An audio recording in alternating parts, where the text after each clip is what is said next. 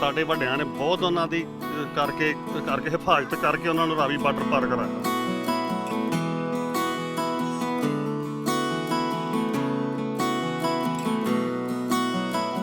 ਪੋਤਰੀ ਮੇਰੀ ਨੇ ਕਿਹਾ ਵੀ ਮੇਰੇ ਵਾਸਤੇ ਨਾ ਜੁੱਤੀ ਲੱਕੀ ਲੈ ਕੇ ਆਉਣੀ ਅਸੀਂ। ਅੱਛਾ, ਤੇ ਮੈਂ ਹੁਣ ਲੈ ਕੇ ਜਾਣੀ ਖੜਨੀ ਅਸੀਂ ਜੁੱਤੀ ਲੱਕੀ, ਉਹਦੀ ਜੁੱਤੀ ਮੇਰੇ ਲਈ ਲੱਕੀ ਲਿਆਉਣੀ ਜ਼ਰੂਰ।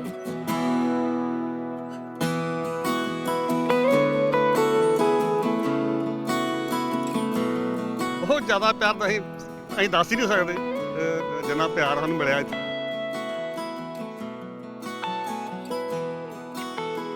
अस्सलाम वालेकुम, सत श्री अकाल। मैं नासिर ढिल्लों। ਤੁਸੀਂ ਇਸ ਵੇਲੇ ਜੁੜ ਚੁੱਕੇ ਸਾਡੇ ਨਾਲ ਪੰਜਾਬੀ ਲਹਿਰ YouTube ਚੈਨਲ, ਉਹਦੇ ਨਾਲ Facebook ਪੇਜ ਤੇ 551 ਗੁਰਪੁਰਬ ਸੈਲੀਬ੍ਰੇਸ਼ਨ ਆਗਮਨ ਪੁਰਬ ਬਾਬਾ ਜੀ ਨਾਨਕ ਸਰਕਾਰ ਦੀਆਂ ਜਨਮ ਦਿਹਾੜੇ ਦੀਆਂ ਜਿਹੜੀਆਂ ਤਕਰੀਬਾਤ ਨੇ ਉਹ ਸ਼ੁਰੂ ਨੇ। ਦੁਨੀਆ ਭਰ ਤੋਂ ਐਤਕੀ ਨਹੀਂ, ਇੰਡੀਆ ਤੋਂ ਜਿਹੜੀਆਂ ਸੰਗਤਾਂ ਆਈਆਂ ਨੇ ਉਹਨਾਂ ਨਾਲ ਗੱਲਬਾਤ ਜਿਹੜੀ ਆ ਸਾਂਝੀ ਕਰਦੇ ਕਿ ਪਾਕਿਸਤਾਨ ਆ ਕੇ ਕਿਸ ਤਰ੍ਹਾਂ ਦਾ ਲੱਗਾ। ਪਾਕਿਸਤਾਨ ਪਹੁੰਚ ਕੇ ਵੀਜ਼ਾ ਲੈਣ ਵੇਲੇ ਕੀ ਮਾਮਲਾ ਸਨ, ਕਿਵੇਂ ਦਾ ਸਾਰਾ ਲੱਗਾ ਉਹਨਾਂ ਨੂੰ, ਉਹਦੇ ਤੇ ਆਪਾਂ ਗੱਲਬਾਤ ਕਰਨੀ ਆ ਬਜ਼ੁਰਗਾਂ ਨਾਲ। ਸਤਿ ਸ਼੍ਰੀ ਅਕਾਲ ਭਾਜੀ। ਸਤਿ ਸ੍ਰੀ ਅਕਾਲ ਜੀ। ਕੀ ਨਾਂ ਤੁਹਾਡਾ? ਦਲਜੀਤ ਸਿੰਘ। ਦਲਜੀਤ ਜੀ, ਕਿੱਥੋਂ ਆਏ ਤੁਸੀਂ? ਡਿਸਟ੍ਰਿਕਟ ਅੰਮ੍ਰਿਤਸਰ ਤੋਂ ਆਏ ਜੀ। ਅੰਮ੍ਰਿਤਸਰ, ਪਿੰਡ ਕਿਹੜਾ? ਕੱਲੋਮਾਲ ਜੀ। ਕੱਲੋਮਾਲ। ਤਹਿਸੀਲ ਕਿਹੜੀ ਚ ਪੈਂਦਾ ਕੱਲੋਮਾਲ? ਅਜਨਾਲਾ ਜੀ। ਅਜਨਾਲਾ। ਤੇ ਪਹਿਲੀ ਵਾਰੀ ਆਏ ਹੋ? ਨਹੀਂ ਜੀ, ਚੌਥੀ ਵਾਰੀ ਆ। ਚੌਥੀ ਵਾਰੀ ਆ। ਤੇ ਉਮਰ ਤੁਹਾਡੀ ਕਿੰਨੀ ਆ? 65 ਸਾਲ। 65 ਸਾਲ ਹੋ ਗਈ ਆ। ਤੇ ਲੰਗਰ ਵੀ ਆਪਾਂ ਇਕੱਠੇ ਕਰਨ ਦੇ ਆ, ਬਹਿ ਕੇ ਹਾਂਜੀ ਹਾਂਜੀ ਇਕੱਠੇ ਇੱਕੋ ਥਾਂ ਬੈਠੇ ਆ। ਹਾਂਜੀ ਵੈਸੇ ਮੈਂ ਨਾ ਵੀ ਐਵੇਂ ਉਹ 70 ਵਰੇ ਹੋ ਗਏ ਆ ਹਾਂਜੀ ਵੀ ਉਹ ਵੇਖਨੇ ਆ ਵੀ ਉਹ ਦੂਰ ਕਾਮ ਹੈ। ਹੁਣ ਇੱਥੇ ਬੈਠੇ ਆ, ਇੱਕ ਦੂਜੇ ਨੂੰ ਸਾਨੂੰ ਕੁਛ ਕਹਿ ਤਾਂ ਨਹੀਂ ਦਿੱਤਾ। ਬੜੇ ਵਧੀਆ ਲੰਗਰ ਕਰਨ ਦੇ ਇੱਕੋ ਥਾਂ। ਹਾਂਜੀ। ਤੇ ਜਦੋਂ ਆਏ ਪਾਕਿਸਤਾਨ ਵੀਜ਼ਾ ਲੈਣ ਵੇਲੇ ਕੋਈ ਔਕੜ ਤੇ ਨਹੀਂ ਹੋਈ? ਨਹੀਂ, ਵੀਜ਼ਾ ਲਾਉਣ ਔਕੜ ਕੋਈ ਨਹੀਂ। ਤੇ ਆਉਂਦਿਆਂ ਕੋ ਮੈਨੇਜਮੈਂਟ ਕਿਸ ਤਰ੍ਹਾਂ ਦੀ, ਖਾਣ ਪੀਣ ਕਿਸ ਤਰ੍ਹਾਂ ਦੇ, ਪ੍ਰਬੰਧ ਕਿਸ ਤਰ੍ਹਾਂ ਦੇ ਲੱਗੇ? ਬਹੁਤ ਵਧੀਆ ਪ੍ਰਬੰਧ ਸੀ ਮਤਲਬ ਪਾਕਿਸਤਾਨ ਗੌਰਮੈਂਟ ਦਾ। ਸਾਨੂੰ ਇਹ ਬਾਰਡਰ ਦੇ ਉੱਤੇ ਬਹੁਤ ਵਧੀਆ ਰਿਸੀਵ ਕੀਤਾ ਨਾ, ਤੇ ਬਹੁਤ ਵਧੀਆ। ਅਸੀਂ ਤਾਂ ਕਹਿੰਦੇ ਆ ਵੀ ਆਹ ਜਿਹੜੀਆਂ ਸਾਡੀਆਂ ਬਣੀਆਂ ਹੱਦਾਂ ਉੱਦਾਂ ਵੀ ਟੁੱਟ ਜਾਣ, ਜਿਹੜੀਆਂ ਮਤਲਬ ਜਿਹੜੀ ਵੱਜੀ ਲਕੀਰ ਵੱਜੀ ਹੈ, ਖੁੱਲਾ ਆਉਣ ਜਾਣਾ ਹੋਏ, ਖੁੱਲ੍ਹਾ ਆਉਣ ਜਾਣ ਹੋਵੇ ਸਾਡਾ। ਅਸੀਂ ਤਾਂ ਇਹੋ ਦੁਆ ਕਰਨੇ ਆ।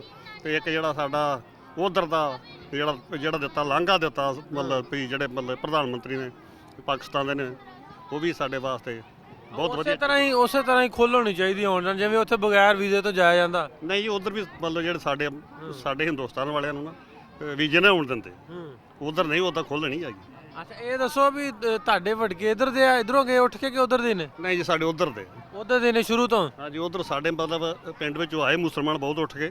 ਸਾਡੇ ਵੱਡਿਆਂ ਨੇ ਬਹੁਤ ਉਹਨਾਂ ਦੀ ਕਰਕੇ ਹਿਫਾਜ਼ਤ ਕਰਕੇ ਉਹਨਾਂ ਨੂੰ ਰਾਵੀ ਬਾਰਡਰ ਪਾਰ ਕਰਾਇਆ। ਤੇ ਉਹ ਪਤਾ ਕਿੱਥੇ ਬੈਠੇ ਇੱਧਰ ਪਾਕਿਸਤਾਨ? ਲਾਹੌਰ ਬੈਠੇ ਆ ਜੀ। ਲਾਹੌਰ ਕਿਹੜੇ ਪਿੰਡ? ਲਾਹੌਰ ਉਹਨਾਂ ਦਾ ਕਾਰਖਾਨਾ ਹੀ ਬਦਾਮੀ ਬਾਗ, ਲਾਹੌਰ ਸਟੀਲ ਮਿੱਲ। ਤੇ ਉਹਨਾਂ ਨੂੰ ਸਾਡੇ ਫਾਦਰ ਸਾਹਿਬ ਆਣ ਕੇ ਬਹੁਤ ਮਿਲਦੇ ਰਹੇ ਆ। ਤੇ ਹੁਣ ਨਹੀਂ ਸਾਡਾ ਮੇਲ ਹੋਇਆ ਉਹਨਾਂ ਨਾਲ। ਅਸੀਂ ਇੱਕ ਦੋ ਵਾਰੀ ਲਾਹੌਰ ਉਹਨਾਂ ਨੂੰ ਕੋਸ਼ਿਸ਼ ਕੀਤੀ ਲੱਭਣ ਦੀ, ਤੇ ਉਹ ਸਾਡਾ ਮੇਲ ਨਹੀਂ ਹੋ ਸਕਿਆ ਉਹਨਾਂ ਨਾਲ। ਬਰਾਦਰੀ ਕਿਹੜੀ ਤੁਹਾਡੀ? ਜੱਟ ਬਰਾਦਰੀ। ਕਿਹੜੇ ਗੋਤ ਕਿਹੜੀ ਆ? ਮਾਲ ਗੋਤ। ਮਾਲ ਗੋਤ ਆ। ਗੋਤ ਵੀ ਮਾਲ ਆ, ਪਿੰਡ ਦਾ ਨਾਮ ਹੀ ਇਹੀ ਆ। ਹਾਂਜੀ। ਅੱਛਾ, ਇਸ ਤਰ੍ਹਾਂ ਕਿਵੇਂ ਇੱਥੋਂ ਲੋਕਲ ਲੋਕਾਂ 'ਚ ਮਿਲੇ ਆ ਕੇ ਪਾਕਿਸਤਾਨੀ? ਉਹਨਾਂ ਲੋਕਾਂ ਦਾ ਕਿਸ ਤਰ੍ਹਾਂ ਦਾ ਮਿਲਣ ਵਰਤਨ ਤੁਹਾਨੂੰ ਲੱਗਾ? ਬਹੁਤ ਵਧੀਆ ਵਿਹਾਰ ਸਾਡੇ ਨਾਲ। ਅਸੀਂ ਤਾਂ ਸਾਨੂੰ ਤਾਂ ਜਾਪਦੇ ਜਿਸ ਤਰ੍ਹਾਂ ਅਸੀਂ ਆਪਣੇ ਇੰਡੀਆ 'ਚ ਬੈਠੇ। ਅੱਛਾ, ਖਾਣ ਪੀਣ ਦੀ ਜੇ ਗੱਲ ਕਰੀਏ, ਕੋਈ ਲੰਗਰ ਵੱਲੋਂ ਔਕੜ ਤੇ ਨਹੀਂ? ਨਹੀਂ, ਖਾਣ ਪੀਣ ਦਾ ਤਾਂ ਬਹੁਤ ਵਧੀਆ ਚੱਲਣ ਡਿਆ ਕੰਮ। ਬਾਬੇ ਦੇ ਦਰ ਤੇ ਆ ਕੇ ਕਿਵੇਂ ਮਹਿਸੂਸ ਹੁੰਦਾ, ਕਿਵੇਂ ਲੱਗਾ? ਬਾਬੇ ਨਾਨਕ ਦਾ ਤੁਹਾਨੂੰ ਪਤਾ, ਉਹਦੇ ਦਰ ਤੇ ਆਣ ਕੇ ਵੀ ਕੋਈ ਬੰਦਾ ਬਹੁਤ ਵਧੀਆ ਮਹਿਸੂਸ ਹੋ ਰਿਹਾ। ਵਧੀਆ ਲੱਗਦਾ? ਵਧੀਆ ਲੱਗ ਰਿਹਾ ਜੀ। ਤੇ ਕਿਵੇਂ ਕੁਝ ਸਿਕਿਉਰਿਟੀ ਪੱਖੋਂ ਗੱਲ ਕਰੀਏ, ਸਿਕਿਉਰਿਟੀ ਵੱਲੋਂ? ਸਿਕਿਉਰਿਟੀ ਬਹੁਤ ਤਗੜੀ ਸਿਕਿਉਰਿਟੀ ਮਿਲੀ ਸਾਨੂੰ ਮਤਲਬ। ਹਾਂਜੀ। ਤੇ ਜਿਹੜੇ ਹੋਰ ਤੁਹਾਡੇ ਵਰਗੇ ਦੋਸਤ ਆਉਣਾ ਚਾਹੁੰਦੇ ਨੇ ਉਹਨਾਂ ਨੂੰ ਕੀ ਸੁਣਾ?